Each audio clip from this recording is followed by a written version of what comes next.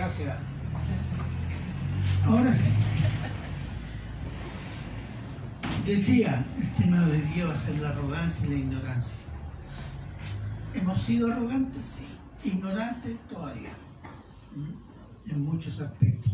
Pero quiero comenzar citando Proverbios 14:16. Está escrito así, dice: el sabio teme y se aparta del mal, mas el insensato se muestra insolente y confiado.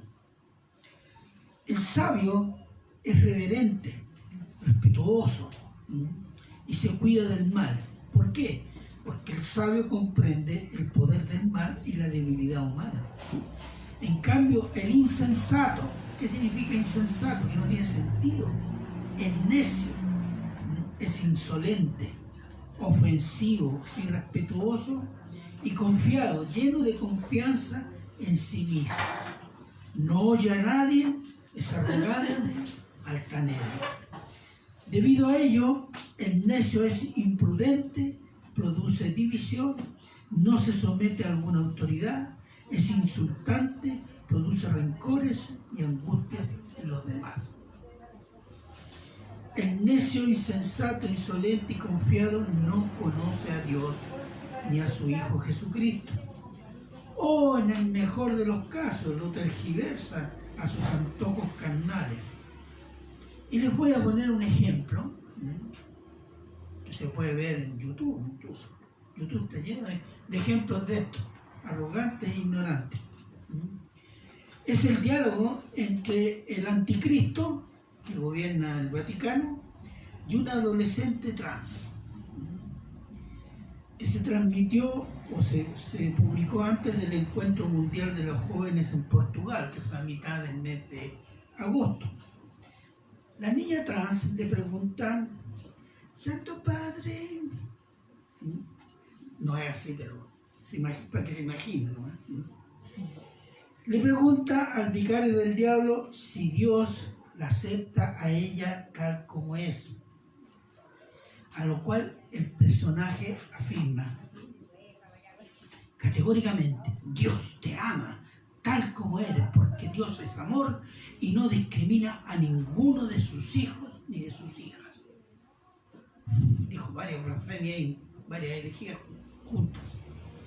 Entonces ella le señala que hay gente en la iglesia que se oponen y discriminan a personas de su condición. Ante lo cual el vocero del diablo declaró que esos son infiltrados en la iglesia que discriminando no conocen el amor de Dios. ¿Conocían esa declaración ustedes? Pero es terrible, es terrible. Esta es una respuesta ignorante, de una ignorancia consciente, ¿sí? ¿Por qué? Pues es hecha por corrección política que agrada al poder. Es desprecio de esa escritura, es blasfemia contra Dios y desvaloriza la persona y la obra de Cristo. Es arrogancia neta, digna de un religioso inspirado por el mal. Es exactamente la actitud de los fariseos, los escribas, los sacerdotes y los levitas hacia la persona del Señor Jesús. Título: rechazando a Cristo con ignorancia y arrogancia. Juan 7, 40 al 51. Y vamos a comenzar con la primera parte, versículos 40 al 42. Entonces algunos de la multitud, oyendo estas palabras, decían: verdaderamente este es el profeta. Otros decían: este es el Cristo. Pero algunos decían: de Galilea ha de venir el Cristo. ¿No dice la Escritura que del linaje de David y de la aldea de Belén, de donde era David, ha de venir el Cristo? Entonces, ¿qué es lo que hay aquí? Discusiones sobre el origen del Señor Jesús. Hay un debate público. Entonces algunos se preguntan, porque escucharon lo que había dicho el Señor Jesús. ¿Cuál es?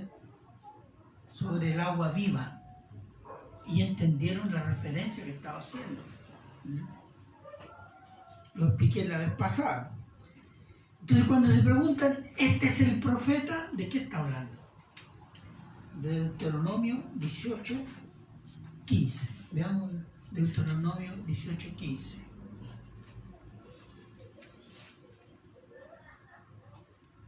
Profeta, dice Jehová a Moisés, profeta en medio de ti, de tus hermanos, como yo te levantará Jehová tu Dios, a él oiréis.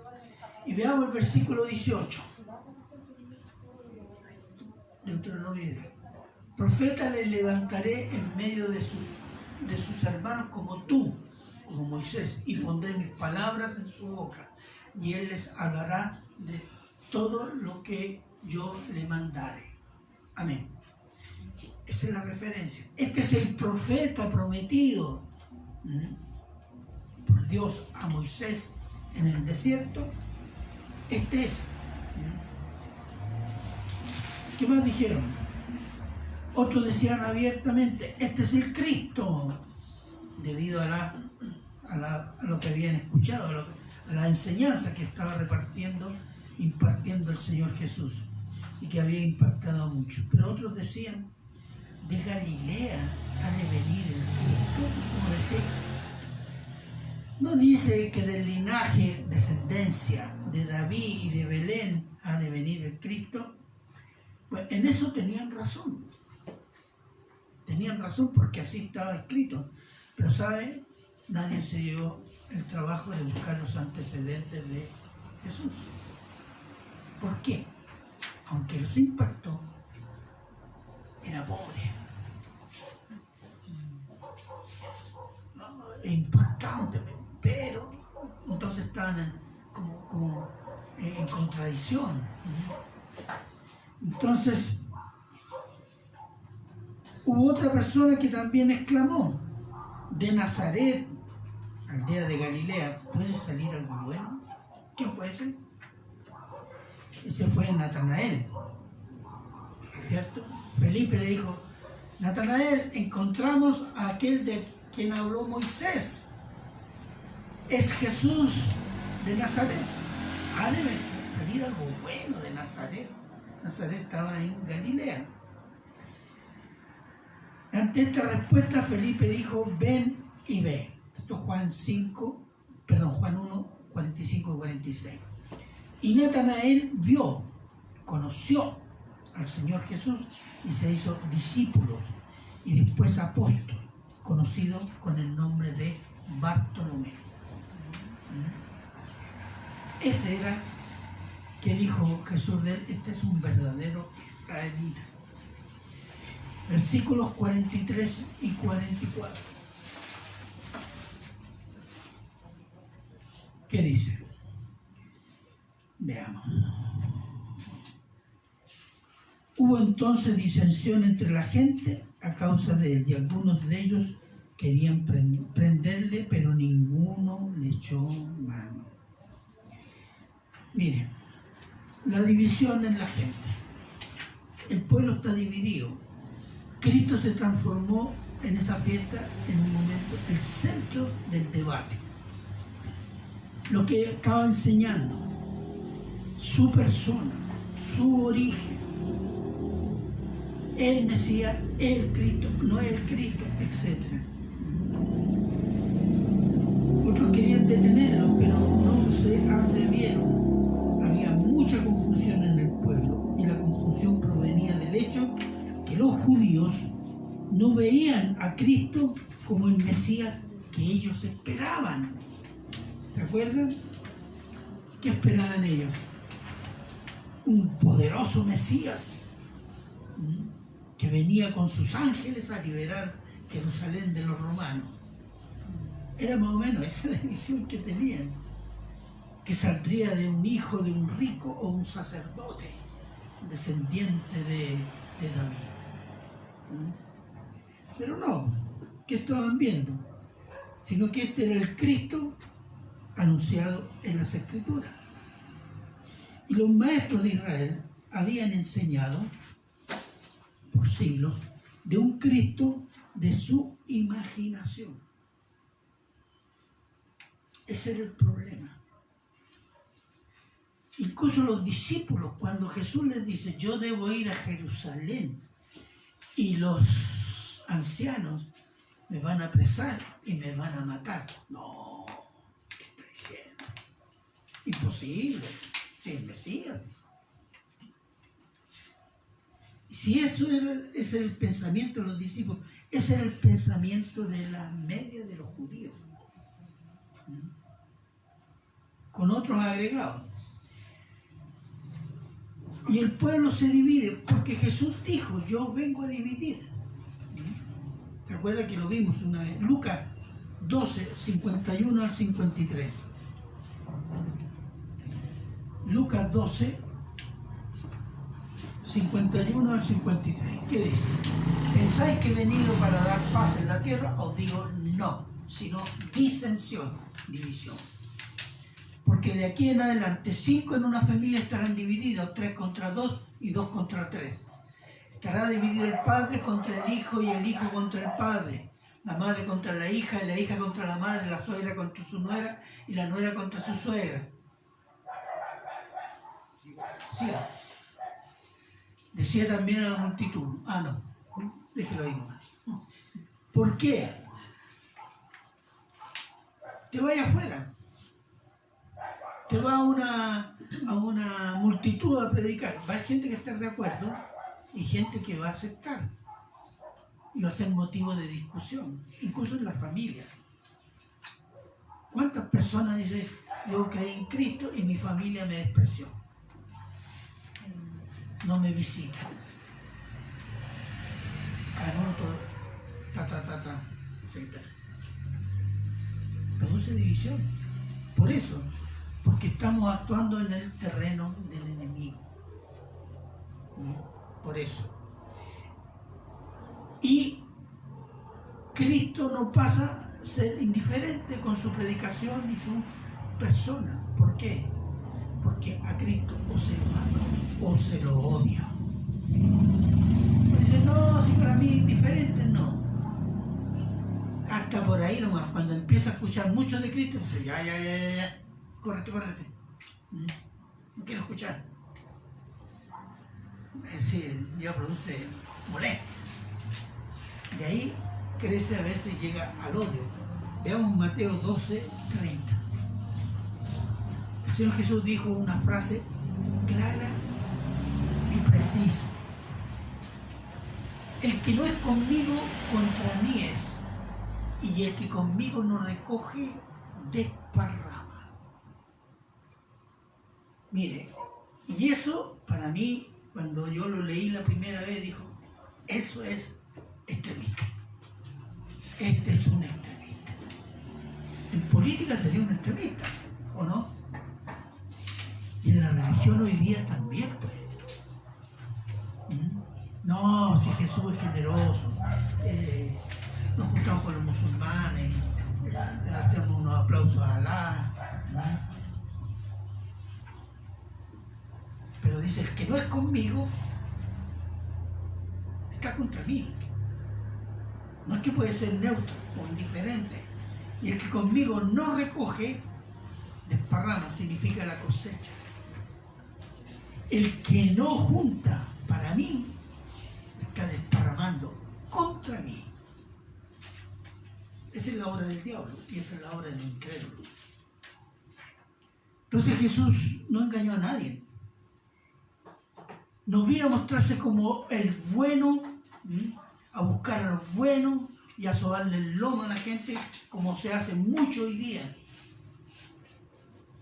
No, tú eres pecador y si no cambias, si no te arrepientes, tú estás condenado.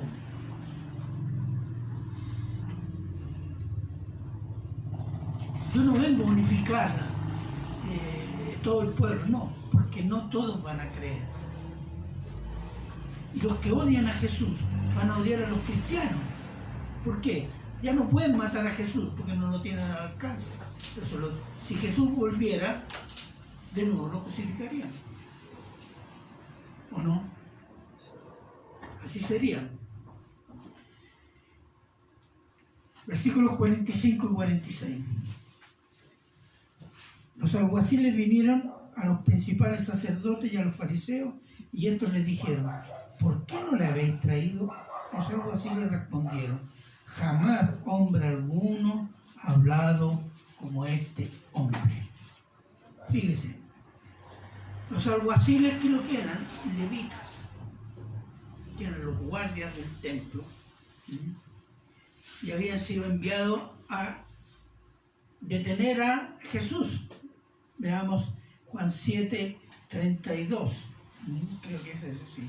Los fariseos oyeron a la gente que murmuraba de él estas cosas, y los principales sacerdotes y los fariseos enviaron a alguaciles para que le prendiesen.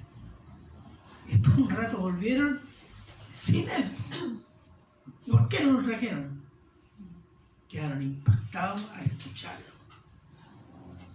Ellos eran levitas, algo conocían de la Escritura. Y Jesús no predicaba citando rabinos, Jesús predicaba citando las Escrituras. Y eso le daba una gran autoridad a sus palabras. Y ellos estaban impresionados. Dicen, jamás, ellos nunca habían escuchado una cosa así. Entonces, ¿qué le dijeron? Al oír, bueno, tocado por su predicación. Ahora, esto es muy similar a lo que sucedió a hombres eruditos. Estoy hablando de este tiempo. Por lo menos de uno sé que, porque es apologista y escritor cristiano, que cuando joven desafió a los cristianos de su universidad. Les dijo: yo voy a leer el Nuevo Testamento y les voy a demostrar que el Nuevo Testamento es una mentira y que Jesús es falso. Ya, le dijeron los cristianos, vamos a orar por ti. Este hombre tuvo meses estudiando y terminó convertido. Y se transformó en un apologista cristiano. Tiene un libro, se llama Josh McDowell. Tiene un libraco así, sobre Jesús. A los alguaciles le pasó eso. Vamos a detener a este farsante. Y quedaron impactados a escucharlo. Porque Jesús, la predicación de Jesús y la personalidad de Jesús debe haber sido muy impactante, no habitual. Físicamente debe haber sido un judío promedio, pero cuando abría la boca y se ponía a predicar, los corazones saltaban. Entonces, por ello el malo con mayúscula, anda cegando el entendimiento, arrebatando la palabra sembrada en corazones duros y tergiversando el Evangelio para que los hombres sigan condenados creyendo de ser salvos. La mayor arrogancia es creerse salvo sin darse cuenta que está condenado. Hay mucha religión de eso, hermano. Y hay una religión grande, que la mayoría de ellos están condenados, pero no lo saben. Están juntando puntos para irse al cielo. Entonces, ¿sabe quiénes son? ¿Quiénes son? Los catolocos. Exactamente. 47 al 49.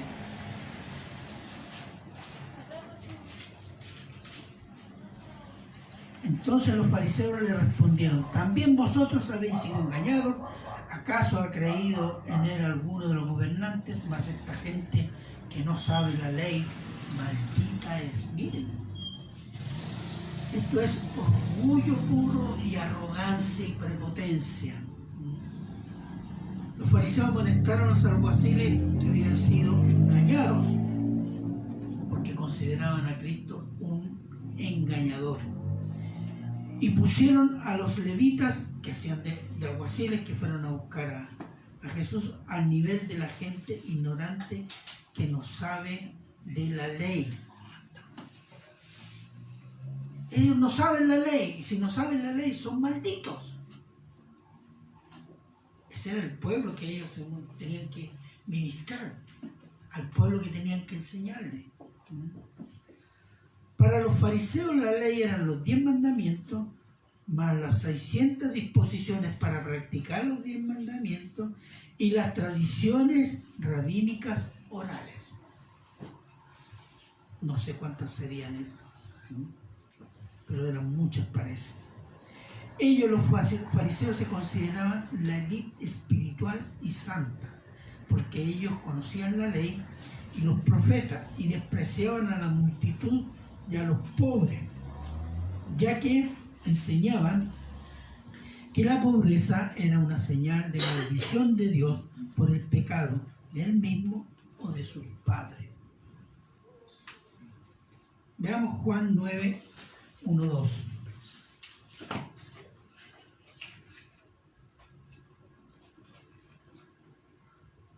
Juan 9, 1. Al pasar Jesús vio a un hombre ciego de nacimiento y le preguntaron sus discípulos diciendo: Rabí, ¿quién pecó? ¿Este o sus padres para que hayan nacido ciegos? Ahí nomás, hermano. Conocemos la respuesta de Jesús, pero fíjese, estos son los discípulos. Este era el pensamiento común, porque eso se le había enseñado desde muchos años a los judíos. ¿De parte de quién? De los fariseos, los escribas y los sacerdotes. Entonces ellos eran ricos, eran bendecidos por Dios. Veamos Lucas 18, 11, 12.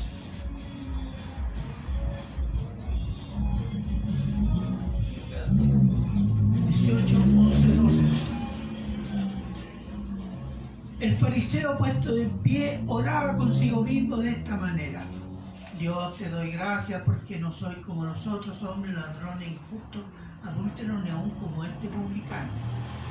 Ayuno 2 veces a la semana, doy diezmo de todo lo que gano. ¿Qué va a seguir? Nada. Mas el publicano, estando lejos, no quería ni alzar los ojos al cielo, sino que se golpeaba el pecho diciendo: Dios, sé propicio a mí, pecador.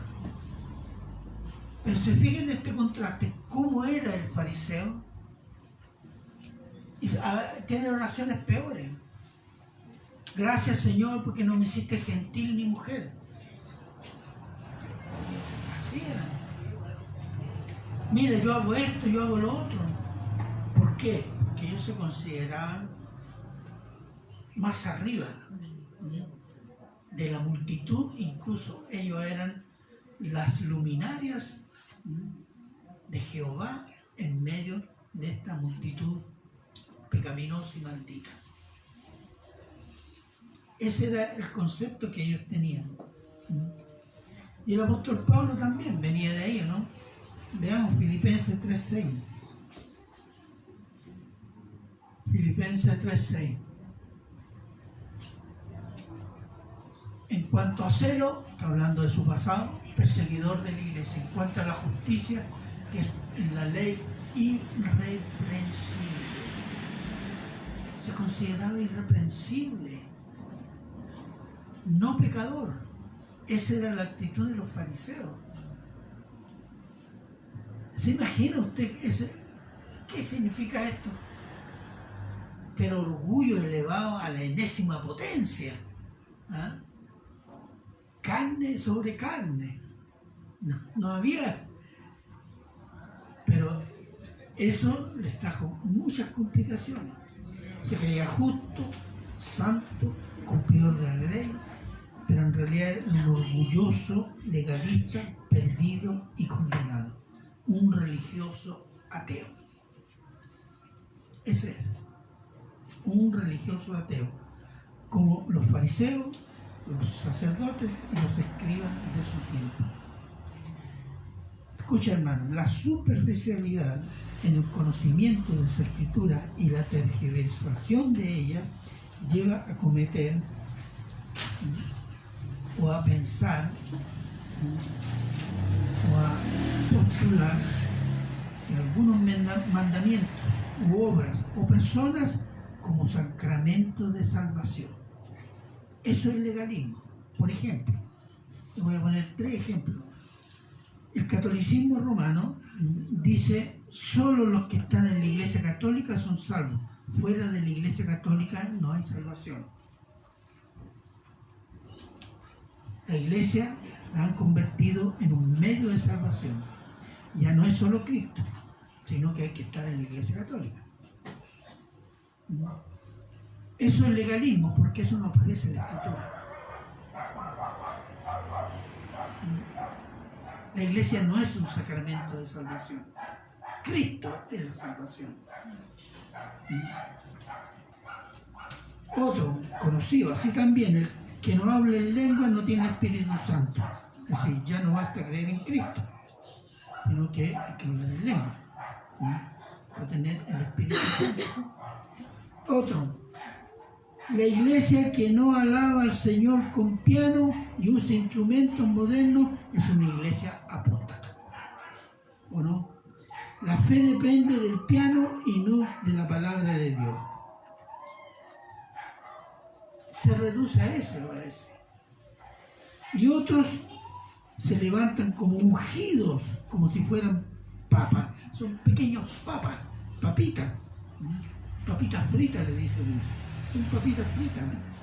Que si no crees en ellos, tú estás contra Dios. Eso es, el hombre se pone, en este caso el predicador, como un sacramento de salvación. Ese legalismo se usa en muchas maneras para manipular a las congregaciones y la fe de la gente de parte de hombres carnales inspirados por el malo, como Cash Luna, Maldonado, Benigín, Yesenia Ten y muchos otros no conocidos. Son ignorantes, falsos y arrogantes y peligrosos.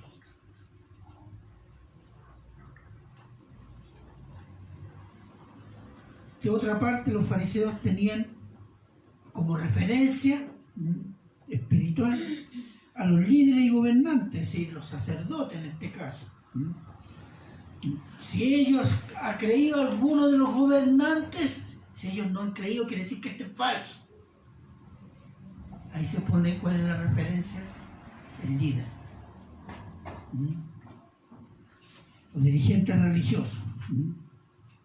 Entonces, ese Jesús, si los líderes no habían creído, era falso. Quiere decir que si los líderes creen, entonces es verdad.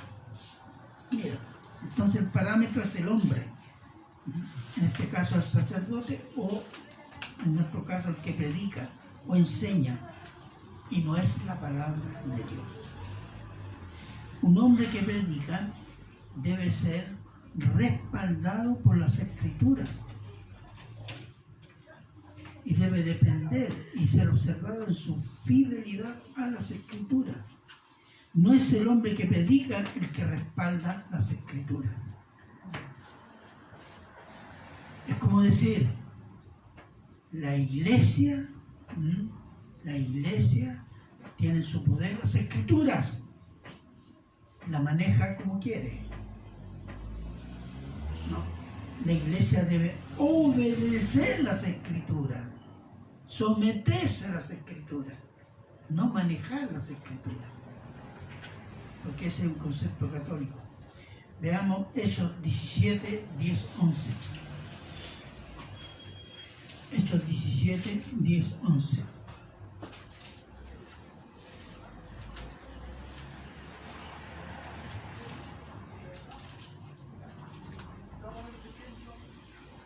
Es el apóstol Pablo que escapa y llega a Berea. Entonces dice: inmediatamente los hermanos enviaron de noche a Pablo y a Silas hasta Berea, y ellos, habiendo llegado, entraron en la sinagoga de los judíos. Y estos eran más nobles que los que estaban en Tesalónica, pues recibieron la palabra con toda solicitud, escudriñando cada día las Escrituras para ver si estas cosas eran así. Fíjese,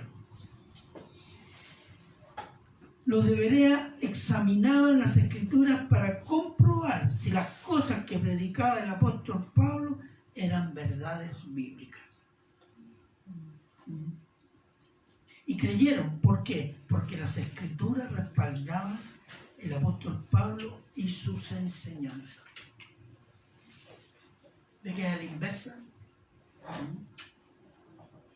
Si usted hoy día le dice a algún pastor, voy a examinar eso que dijo usted en la Escritura. Tú, ¿quién eres? ¿Qué te has atrevido a ofender al ungido? Otros no dicen nada y se sienten malos. ¿Qué se creen? Que yo no sé nada. Pero eso es. El que predica está sometido al juicio de Dios y al juicio de los hermanos. Ese es el punto. Si Dios me respalda, y aunque se enojen los hermanos, si Dios me está respaldando, amén. ¿O no?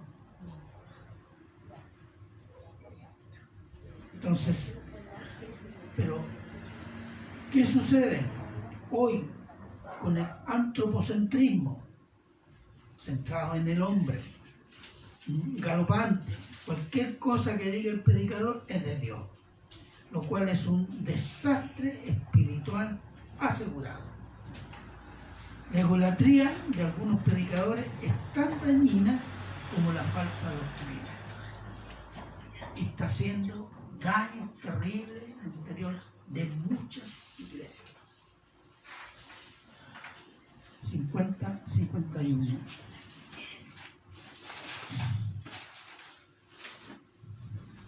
Un intento de defensa. Dice, les dijo Nicodemo, el que vino a él de noche, el cual era uno de ellos. ¿Se juzga acaso nuestra ley a un hombre si primero no le oye y sabe lo que ha hecho? Nicodemo es un maestro de Israel. Eso es lo que dice Jesús en Juan 3:10. Y tú no sabes estas cosas siendo maestro de Israel. Él era un personaje destacado de Israel, un conocedor de las Escrituras, era el maestro, líder de los fariseos, rico. Dice, le pregunta, perdón, voy al 50. Me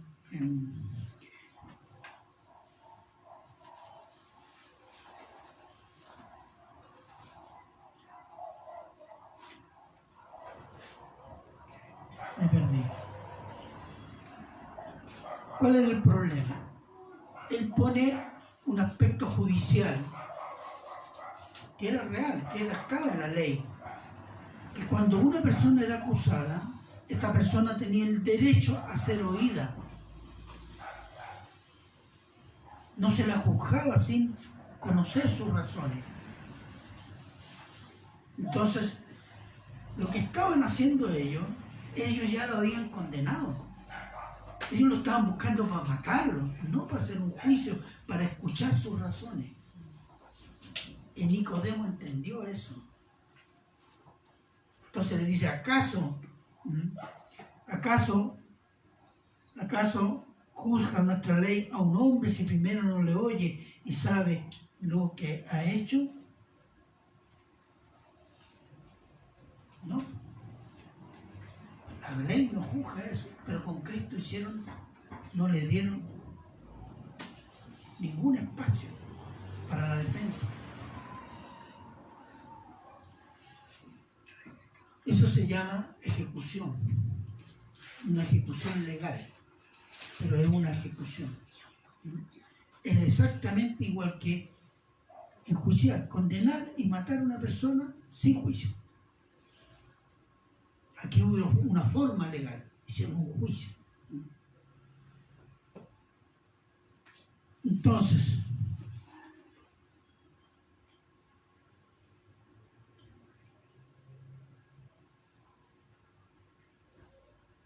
cuando le preguntan, ¿acaso ha creído uno de los gobernantes o de los fariseos?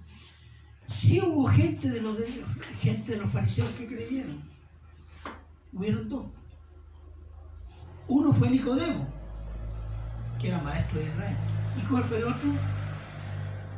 José de Arimatea. José de Arimatea, que era también del Sanedrín. Y ellos dos rescataron el cuerpo de la cruz y lo enterraron entre los ricos, como decía, una tumba de un rico. ¿Por qué? Porque a los condenados los dejaban que murieran ahí y se lo comieran las bestias y los pájaros. Eso era denigrante para un judío. Y ellos se encargaron de enterrarlo dignamente. Entonces, dice, algunos de los dirigentes gobernaban, sí, hubieron dos. Pero ¿qué estaba pasando? Que ellos no estaban tan ciegos de odio y orgullo de su religión. Dice, digan lo que digan, no importa, hay que matar. Estaban ciegos. Entonces,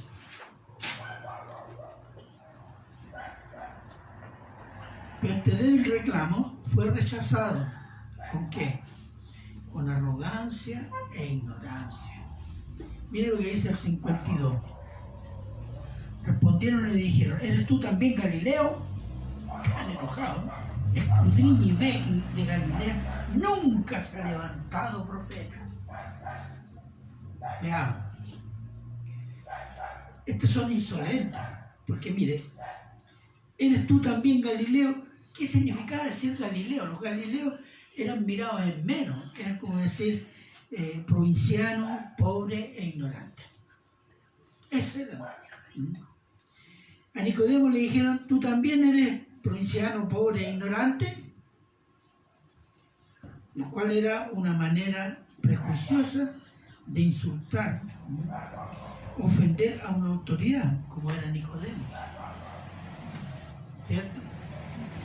Estaban poseídos por el odio del Señor Jesús y estaban dispuestos a arrasar con todo. ¿Ha visto ese odio fanático? Sí. Nosotros lo vamos a padecer. Yo he discutido con gente que usted le pone que 2 manzanitas más 2 manzanitas no son 4 peras, sino que son 4 manzanas. Y que 1 más 2 es igual 2. No. Explicándole así, no y no. ¿Por qué? Porque han odiado a Cristo. Odian a Cristo. Odian la religión. No es un problema de falta de explicación. No. Están rechazando cualquier posibilidad de conocer o de entender, incluso a veces de oír. Eso está marcado por el odio, inspirado por el mal.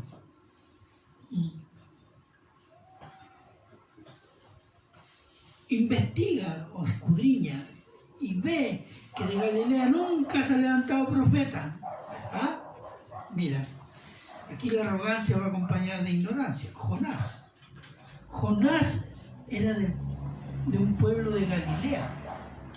Veamos 2 de Reyes 14:25. Jonás era de Galilea. 2 de Reyes 14:25. Dice, y restauró, está hablando de Jeroboam al norte, reino del norte, y restauró los límites de Israel desde la entrada de Amad hasta el mar de Arabá, conforme a las palabras de Jehová, Dios de Israel, la cual él había hablado por su siervo Jonás, hijo de Amitai, profeta, que fue de Gat-Efer. Ese era un pueblito de Galilea. Entonces, hay un profeta en Galilea, salió. Incluso los estudiosos bíblicos serios dicen que tal vez Oseas y Nahum también eran de algún pueblo de Galilea.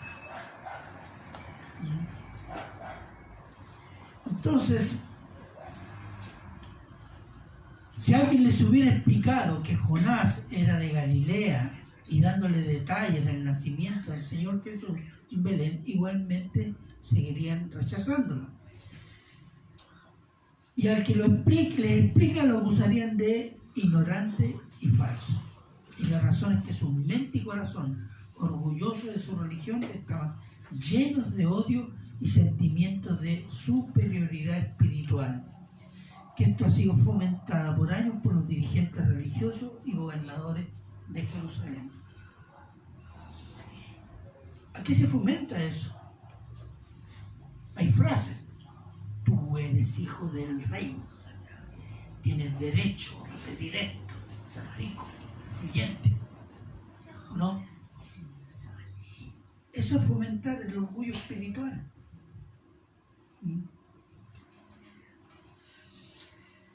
Esa es una consecuencia de no conocer a Dios y de tergiversar las escrituras para acomodarlas a lo que entiendo, lo que me parece y lo que dice la cultura dominante. Ahora una pregunta. ¿Por qué el Señor Jesús no los corrigió con dureza? Pablo, te voy a remecer, como hacen los papas, todo esto, para que entendáis, porque la letra entra con sangre. Entonces no los corrigió con dureza y con algún castigo para que entendieran y se arrepintieran y lo reconocieran como el Mesías prometido. Hay varias razones. Ellos, los judíos, tenían la palabra de Dios y tenían que estudiarla y obedecerla. Dios había castigado a Israel por abandonar la ley de Dios y adorar ídolos. Entonces ya entendían ellos.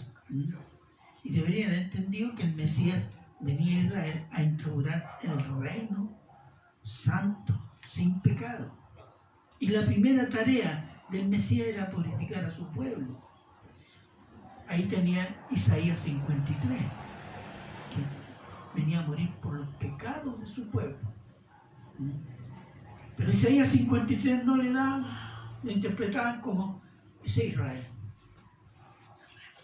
Y después de Cristo, ¿qué hacen? Arrancaron la página. Porque es muy parecido a Cristo. Demasiado. Y los rabinos no enseñan eso. Yo he leído de cristianos que le han leído a judíos Isaías 53 y quedan asustados. Dice que nunca le enseñaron eso.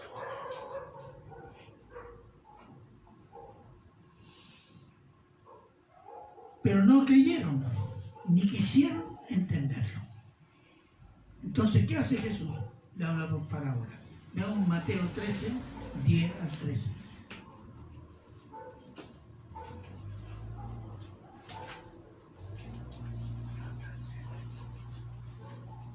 Entonces, acercándose los discípulos, le dijeron, ¿por qué les hablas por parábolas? Y respondiendo le dijo, porque a vosotros he dado saber los misterios del reino de los cielos, y más a ellos no les es dado. ¿Por qué? Y por una razón, porque no quisieron creer. No quisieron creer. ¿Y por qué? El Señor no solo le enseñó, el Señor no solo lo amonestó, no solo le recordó la Escritura, hizo milagros que solo Dios podía hacer. Y aún así lo llevaron a la muerte. Decidieron no creer, por tanto ya no les daría más revelación por misericordia para que nos reciban mayor castigo en el infierno. Mayor revelación de Dios y no creerlo es mayor castigo en la condenación eterna. Peor es conocer y entender la palabra de Dios y no obedecerla. Es pecar voluntariamente. Santiago 3:1 advierte, no os hagáis muchos maestros, porque hay mayor condenación. Pecar voluntariamente es pecar a sabiendas sin arrepentirse. ¿No? Es de religioso ateo o medio ateo, y creer y decir peco, tanto después me arrepiento y Dios me perdona. Eso es amor a sí mismo y uso a Dios para mi satisfacción. Eso es un pensamiento de un condenado religioso, pero condenado. Los judíos eran responsables de lo que les había revelado Dios por medio de las Escrituras, el Antiguo Testamento. El Señor Jesús les recordó, los amonestó, les enseñó públicamente con Escritura en mano, hizo milagros que solo Dios podía hacer y no creyeron en Jesús. Por tanto, fue juicio.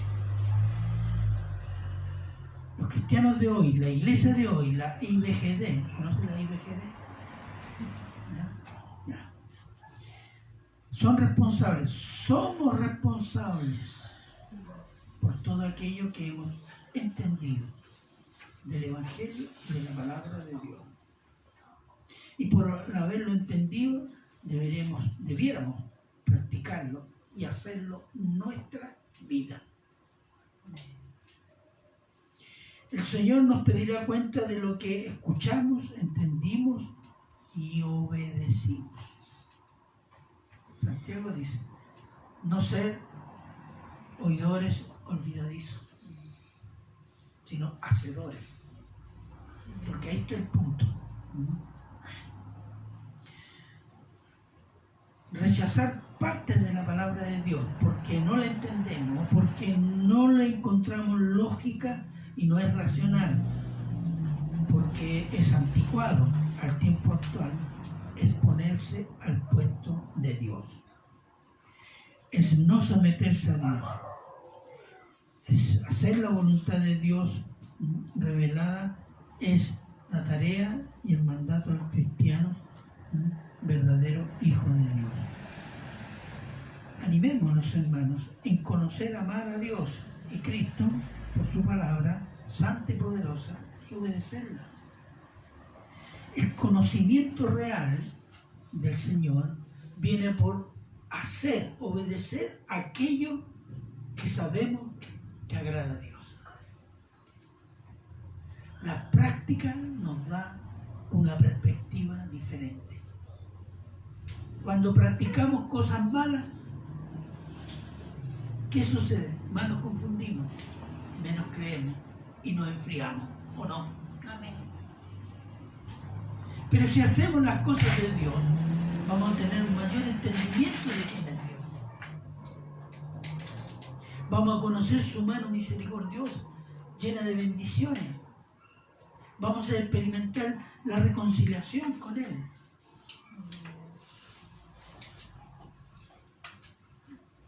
Y Jesús lo dijo. ¿Quién entra al reino? El que hace la voluntad. No el que la conoce y se queda ahí. El que hace la voluntad de mi Padre. Ese entra al reino. Eso es, hermano. Entonces la arrogancia, la ignorancia, es un producto de la incredulidad. Téngalo presente. Y si usted se está comportando así en su corazón, alerta, alerta. Amén. Amén. Oremos. Padre bueno, eterno, misericordioso Señor, gracias Señor por su bondad, Señor. Gracias Señor por su palabra. Gracias Señor por esta advertencia que podemos aprender del pueblo judío, Señor, que por su arrogancia, ignorancia, Señor, y desconocimiento de Dios crucificaron a su Mesías. Pero usted, Señor, tiene promesas para ellos, los tiene en endurecimiento de corazón, pero usted va a cumplir sus promesas hechas a los padres de Israel. Así también como va a cumplir las promesas que usted nos ha dado por Cristo Jesús, para gloria de su nombre. Gracias, Padre, y se lo agradecemos en Cristo Jesús. Amén. Bien, hermanos, la portería, por favor.